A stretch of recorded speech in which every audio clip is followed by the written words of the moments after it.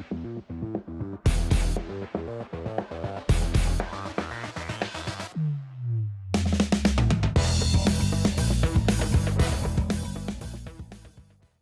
everyone, welcome back to the channel. Thanks for tuning in for another episode.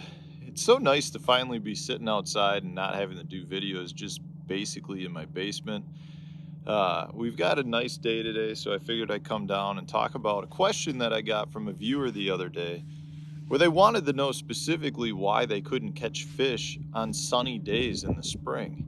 And I feel strongly that sunny days are probably the better days to be fishing in the spring, but I do think that you can be fishing completely wrong and generate very few bites compared to what you could be generating if you were using the sun. So we got some walleye guys shooting back and forth on the river right now. I don't know who that was. Generally, I know who everyone is on the river. It's a new boat for 2022. Now I got to figure everyone out again. Anyway, generally speaking, your sunny days during the spring can be your best because the bass are going to be utilizing the sun to their advantage, which means they're going to be absorbing some heat from objects. But if you're not fishing the correct baits and you're not fishing the correct areas, you actually could struggle very much on a sunny day. So that's what I want to talk about today. I just want to address using the sun to your advantage during the spring and where some of the biggest mistakes are and what some of the best things are that you can approach or that you can do to really increase your odds of fishing. So let's talk about first what you shouldn't do. You know, in my opinion, if you've got a nice sunny day that's relatively flat, in my opinion, that's a day to go to the bank. I don't think that your odds of finding really active fish by fishing deep are going to be nearly as good as they are if you're fishing shallow. Generally speaking, the fish that move up shallow during the spring and that are up on a nice sunny day are going to be active versus the fish that are still deep. A lot of those fish could potentially still be in a wintering mood or in a much more lethargic mood. Now, it doesn't mean you won't catch them. I just don't feel like on a bright sunny day that that's necessarily where you should be going if you're looking for the best action on the day. I also would say that on days like today where you have a bluebird skies, you know, we've had fronts moving through the last 3 or 4 days where we've had rain and snow every day. Today's the first sunny day we've had in quite some time. I think a lot of people are going to go out on the water and be like, well, I should be throwing a jerkbait or I should be throwing a swim bait because those are really good baits to be throwing during the springtime, you know, the pre-spawn period. The reality is, though, if you're out there doing that on a day like today, which is a post-front day, those fish probably are not going to be coming up to eat your bait. You know, it's just that's a proven thing that I've run into. It's been driven into my head through bad tournaments based on trying to force a bite that worked on one day of the tournament but didn't work on the second day because of these conditions. So if you went out just throwing a jerkbait, you probably struggled, or went out throwing a swim bait, you probably struggled because those fish generally want to stay on the bottom. You know, they're just not in really active moods, which is, again, another reason why I think you should be fishing targets that are warming up, because that'll help the fish warm their body temperature, and in turn, because they're cold-blooded creatures, that increases their metabolism rate, meaning they need to eat more. So I think that's something that people need to be aware of. I also think that a lot of times people go out and they're not necessarily fishing the right structure.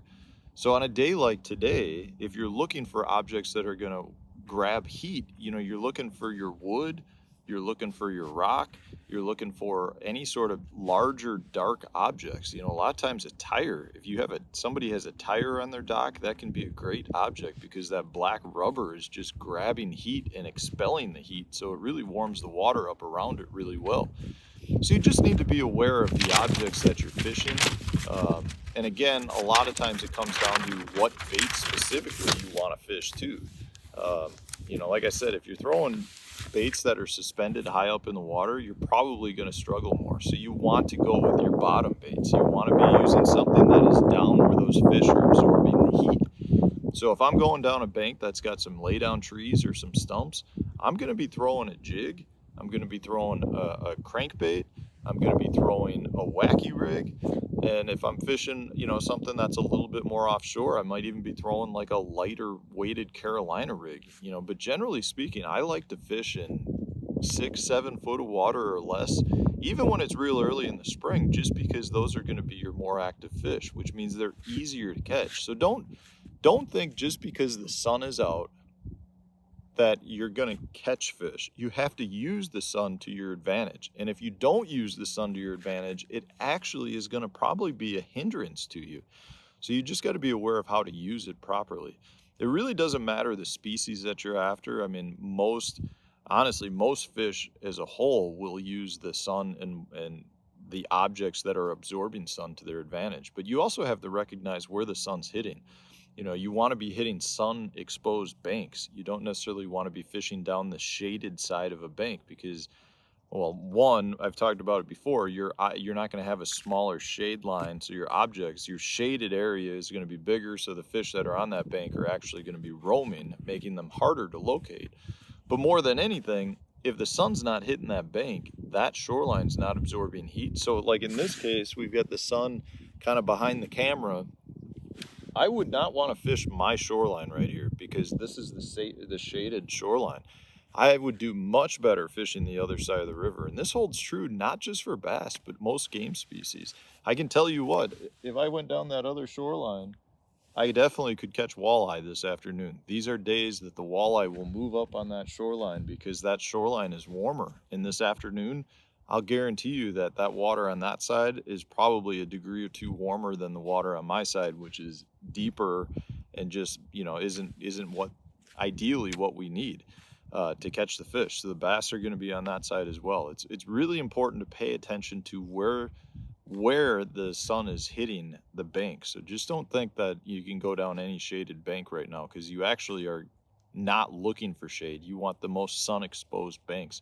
The same can be said for fishing docks. You know, a lot of times you want to fish the shaded area, but a lot of times the best place that you can fish is the shaded line right next to, you know, the where the sun was just hitting. You get the shade line will rotate under the docks based on where the sun position is. And if you had a spot where the sun was just hitting, say some support beams for the dock, but the shade line has now come over it, well, those support beams are still going to be warmer because the sun was just on them. A lot of times in the spring, that's where you're going to find your fish. It's really cool to pay attention to stuff like that because you can get on a pattern that you didn't, that most people wouldn't recognize just based on where the sun was hitting. And it really holds true, not just for docks, but all shorelines as well. It can be pretty cool thing to run. The same thing I've seen a lot of times you'll see if you've got a big lay down tree and the shade line hits half the tree, you've got so half the lay down is in the sun, half is in the shade. Those fish will be sitting right on that shade line. And that's because you still have the warmth from the branches and stuff that are getting hit by the sun, but the fish are sitting in the shade. So they're getting the best of both worlds. So guys, you can get out there, you can catch fish in the spring on bluebird days. Use it to your advantage and you can have some really good fishing. Don't think that just because the sun's out and you got bluebird conditions, you're not going to get bit. So to the viewers that have asked me questions about this, get out there, target sun exposed banks, and use baits that are going to get to the fish and not try to draw the fish out of that cover because they're going to still be in a relatively lethargic mood and not willing to chase your jerk baits and come off the bottom to hit baits like that. But if you put a bait in their wheelhouse, like a crankbait, like a jig, like a wacky rig, they will for sure eat that bait. So guys, I hope this was helpful. If it was, hit the subscribe button, hit the like button, and stay tuned. We'll have more videos coming out tomorrow.